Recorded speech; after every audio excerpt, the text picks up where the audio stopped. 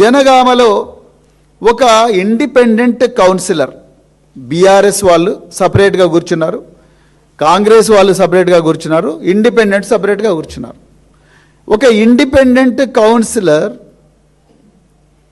బీఆర్ఎస్కు ఫేవరబుల్గా చేయెత్తితే ఆమెను కాంగ్రెస్ నాయకుడు పోయి కొడతాడు.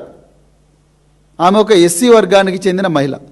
కొట్టిన వ్యక్తి కాంగ్రెస్ నాయకుడు కరుణాకర్ రెడ్డి. మరి మల్లికార్జున ఖర్గే, మీరు ఏఐసిసి, మేము ఒక ఎస్సీ సామాజిక వర్గానికి చెందిన వ్యక్తిని ఏఐసిసి ప్రెసిడెంట్గా చేస్తున్నామని బాకా ఊదారు కదా.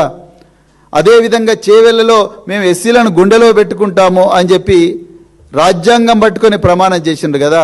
ఒక ఎస్సీ మహిళ బాబాసాహెబ్ అంబేద్కర్ గారు ఇచ్చిన ఏదైతే ఆర్టికల్ 19 క్లాజ్ 1లో freedom of speech and freedom of movement, article 19 అనేది చాలా కీలకమైన అధికరణం.